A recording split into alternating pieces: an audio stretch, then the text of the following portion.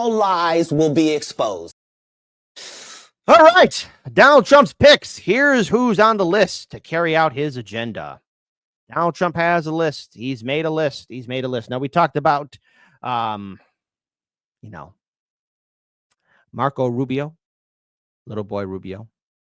We have that brilliant genius part of Trump's administration, but there's a whole bunch of other people too.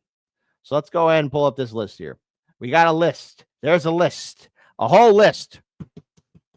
Political Police Commissar Hans, Marco Rubio for Secretary of State, Environmental Protection Agency, Lee Zeldin. Trump's selection to lead the EPA, Zeldin, a Republican and former New York congressman and gubernatorial candidate who was outspoken defender of the 45th president during his first impeachment trial. Oh, boy, I really am not looking forward to the midterm election cycle. They're going to be talking about impeachment. We got United States Ambassador Elise Steinfink, the House GOP chair, who just won her 5th term representing an upstate New York district. Okay, so there you go. Steinfink has limited diplomatic experience and has been an outspoken critic of the UN and staunch ally of Israel. I think John Wick has a few choice words for Kristi Noem. We all know who she is, South Dakota governor. By the way, in her book, it revealed she killed her hunting dog 20 years ago because it wasn't a good hunting dog, which instead, maybe, I don't know, you could have maybe given that dog up for adoption. Maybe there would have been a household that would have appreciated that. Appreciate that little doggo. All right. Justice for Peanut, justice for Fred, and gosh darn it, justice for Cricket. Ambassador to Israel, Mike Huckabee. What more can I say about Mike Huckabee that hasn't been said already? I think we all pretty much know where he stands with Israel and AIPAC and all that other good stuff. CIA Director, John Ratcliffe. John Ratcliffe, the former head of the intelligence in the last Trump administration, was selected to lead the CIA. Never asked what the CIA did in regards to Central America and a little thing called booger sugar, that white Texas tea. Now, Ratcliffe also served as a member of Trump's impeachment team during the Democrats' first effort to block the president-elect from office. Isn't that something? Defense Secretary pick, Pete Hegseth. All right. Hegseth serves as an infantry captain in the Army National Guard. See, this is where my point is saying Tulsi Gabbard's not going to be part of his administration. It's not going to happen, folks. Not going to happen.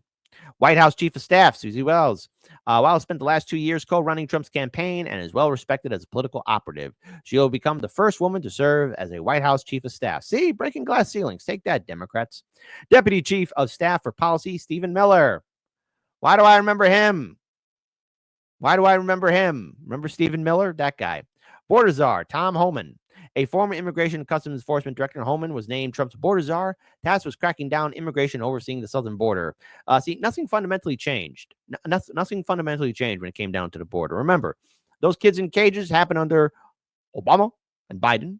Continued under Trump. Trump somehow got vilified as that. Nothing happened under Biden. AOC, are you going to be protesting now in front of those places again now that Trump's in office? Surprise, surprise, many people have found their protest shoes again. Why is that? Holman said he will crack up workforce raids as a way to address labor and, again, trafficking, which will prioritize public safety threats and national security threats. I'm willing to bet, especially now that New York City Mayor Eric Adams seems to be on board with deporting migrants now. You see, a lot of these mayors were just going along to appease people. Eric Adams, since he's got a lot of legal trouble, he's going to be bending over backwards. As for in Chicago, sooner or later, something's going to crack. Brandon Johnson seems to be a little bit overwhelmed. But I think the whole idea of a sanctuary city, I remember asking this question, can they really take care of people coming in here? And the answer is, and the evidence is abundantly clear, no way, no dice. And it's unfortunate because it's going to cause a lot of uncomfortable scenes and a lot of pain and suffering. This is what happens, Democrats and liberals and activists, when you start promoting something and not realizing that there's a cause and effect and a cost to everything. National Security Advisor Mike Waltz. Waltz is an Army veteran who was the first Green Beret elected to Congress, will serve as Trump's national security official, leaving the House after representing Florida in 2019. The Republican congressman has called for Europe to do more to support Ukraine. Oh boy. So much. I wonder how he's going to react to the Trump potentially doing a ceasefire if it does happen. White House counselor Bill McGinley, counsel, not counselor. Sorry about that. McGinley returned to the White House under Trump as his counsel. McGinley was cabinet secretary during Trump's first administration and also served as general counsel as the National Republican Senatorial Committee. Trump, in a statement, called him smart and tenacious lawyer who helped me advise or who helped me advance our America First agenda while fighting for election integrity and against weaponizing of law enforcement, and said he played a major role in the GOP victory in the 2024 election. Middle East envoy Stephen Witkoff. Oh, what could go wrong? Witkoff, a New York businessman, will serve as a special envoy to the Middle East. Longtime friend of the president-elect is known as a real estate tycoon and is chairman and CEO of Witkoff. All right, here we go. Okay. Elon and Vivek. Rick and Morty. That's what I'm going to call them. Elon is Rick and Morty is Vivek. Elon and Vivek, 1,000 years. 1,000 years of Vivek and Elon. Rick and Morty, 1,000 years. 1,000 years of Elon and Vivek. 100 years, 100 episodes, 100 seasons. Trump announced that Musk, a billionaire backer, and Ramaswamy, a former primary rival, who endorsed Trump earlier this year, would lead an effort to slash government spending and regulations. They are expected to conclude their work by July 4th, 2026, just a few months before the midterm elections. Trump said the effort would partner with the Office of Management and Budget, but would provide guidance from outside the government. Musk, in particular, has extensive financial holdings with government contractors that could complicate an official government job. What could possibly go wrong? But I do want to at least bring up little boy Rubio. Here's what Senator Paul has to say about him. Less involved in foreign war. How do you view Hillary Clinton in terms of her foreign policy views? I see her as a neoconservative. I see her Neoconservative. I see her and Rubio as being the same person. They both want a no-fly zone. They both have supported activity in Libya, the war in Libya that toppled Gaddafi, an intervention that made us less safe. They both have supported pouring arms into the Syrian civil war, a mistake that I think allowed ISIS to grow stronger. And they both have supported the Iraq war. So, I mean, what's the difference? So Hillary Clinton and Marco Rubio are the same person. They're new. How do you Yes, they are the same. They are the same. They're the same. They're the same. George Carlin, you're doing that Broadway musical in the sky. It's one big club. You ain't in it. define a neoconservative? Somebody a lot of times who believes in big government, both domestically and internationally. And so many of the big neoconservatives came out of a movement. They were Democrats mostly. They were some Marxists and socialists, but they were people who ultimately came to believe that we needed a big government involved internationally as well. So a neoconservative often is a big government person for domestic policy and a big government person for internationalism. And I think actually Hillary Clinton fits the bill probably better than any, but I think she's also the most likely of all the candidates to get us back involved in another war in the Middle East. And you've called Libya. So I want to pull up something else here too. I want to give a huge shout out to Nick from RBN. So let's go and play this video. Donald Trump just appointed unhinged neocon Marco Rubio as Secretary of State. So much for Donald Trump draining the swamp. Marco Rubio is an unhinged neocon who supported every single war under the Joe Biden regime. Marco Rubio is a genocidal freak who cares more about fighting for Israel than he does the American people. And he is obsessed with going to war with Russia. This shows that Donald Trump will pursue regime change once again in Venezuela, that he will double down on the Cuban embargo and sanctions on Cuba that the entire world opposes, and that he will also pursue endless conflict against China. All the grifters who painted Donald Trump as the peace candidate has a lot of explaining to do. Oh, and Donald Trump is just getting started. He appointed the biggest Zionist Karen in the world to the UN. Elise Stefanik is a Zionist psychopath who gave a speech to the Israeli Knesset promising them that she will protect them from Americans protesting the state of Israel. Today, this means crushing anti-Semitism at home. Now, the thing is, Earl says it's not official yet. Again, these are names, but I'm willing to bet the majority of those people are going to get in because Trump owes a lot of favors. Let's be clear, especially when he was running again. as president or candidate, there was an attempted pushback, and I say attempted as much as they could by the Republican establishment to deny Trump from actually getting the nomination, and how that'd work out for all those challengers against Donald Trump. They all bent the knee and kissed the ring. I mean, it was a foregone conclusion that Trump was going to win the Republican 2024 primary. I mean, who are you kidding here? I mean, I predicted a Trump victory pretty much that he had it. I mean, come on. 3 debates didn't show up, but he was the one thing they kept talking about. Get out of here. So meet the new boss. The same as the old boss. There might be some differences here and there, but I am ever hopeful that there could be ceasefires and negotiations done. The Biden-Harris administration didn't do anyone favors by having these wars be ongoing. In fact, if they definitely want to end on a good note, maybe call for peace deals and peace treaties. But I don't see Biden or Harris doing that. They'll probably do a middle finger to everyone that didn't support them. So, hey, it's who could bring down the ship the fastest. And supplying the state of Israel with what it needs, when it needs it, without conditions to achieve total victory in the face of evil. There is no excuse for an American president to block aid to Israel, aid that was duly passed by the Congress. No excuse, full stop. That's why I'm proud to have sponsored or backed every measure to aid Israel that has come before the United States Congress. Every single one. She then proceeded to go on an insane anti-free speech crusade where she threatened colleges. By the way, Daniel said that's the thing. Kamala could have made false promises and did not, like she wanted to lose.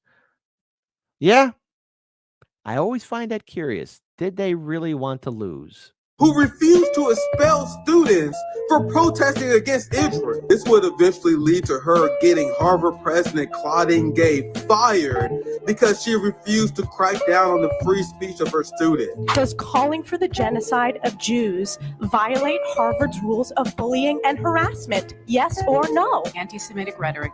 And is it anti-Semitic rhetoric? Again, it depends on the context. It does not depend on the context. The answer is yes, and this is why you should resign. These are unacceptable answers across the board. Whatever happened to MAGA standing up for free speech?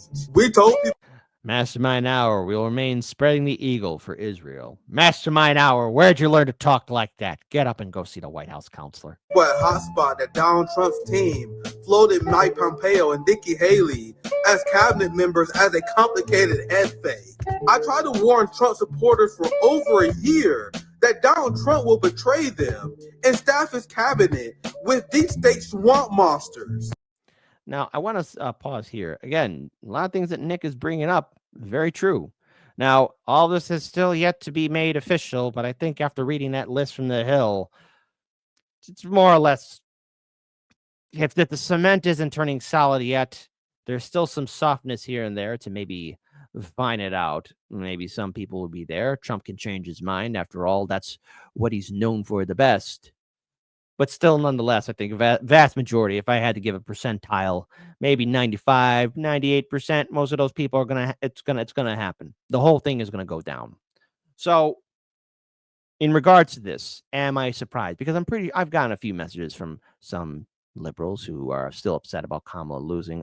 See, Trump's not going to do a ceasefire. Trump's not going to do this. Trump's not going to do that. Well, I am ever hopeful that he makes the attempt, but I never said that Trump will actually succeed. I wish for him to succeed in that. I would love to see a ceasefire. I would love to see an end to conflict between Russia and Ukraine. I would love to see it. But see, I'm saying I would love to see it, and I'm not saying that it's going to happen. Big difference between the two. Nothing will fundamentally change because DC is filled with careerist, opportunist people.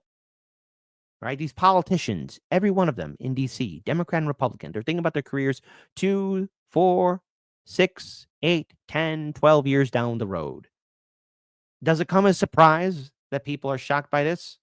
And what I would say, and this is what I said to Biden people, and yes, even progressive Democrats who had hope for Biden, okay, well, you got to hold your candidate's feet to the fire. You got to show consistency. If you're a Trumper and some of these picks make you angry, if some of these people tick you off, well, then you are going to have to hold your guy's feet to the fire. You're going to have to be vocal about it. At least in the Trumpers' defense, I mean, you guys seem to have some push and pull over Trump, but I don't know how successful that will be. You guys got to make your voices heard. Now, I am not surprised by a Republican administration. I'm not surprised by these picks. It doesn't color me shocked at all. Spreading the eagle for Israel, money for war, you know, people who helped out his campaign or donated to his campaign, getting the nice cushy job. Yeah, that's DC. Surprise, surprise. Reagan did it. Bush Sr. did it. Bill Clinton did it. Bush Jr. did it. Barack Obama did it. Trump did it his first term. And so did Joe Biden. Do you want to know what the consistency is there?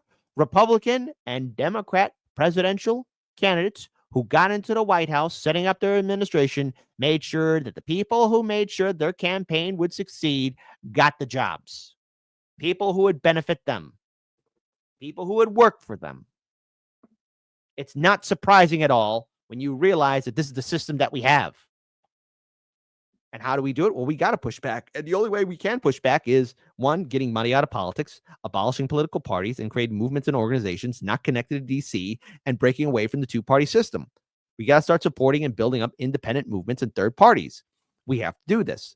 Now, I am ever hopeful that eventually maybe the Greens and Libertarians can get their act together, but I wouldn't put all my eggs in one basket for that. It's going to happen at this local level, the citizen level. You know, if you want to get involved now, now's the time to know the rules and regulations and the laws of your state, your county, your city. Stepping up and fighting, making sure our states become ballot initiative states. There's only at least less than half the states here in the United States are citizen ballot initiative states.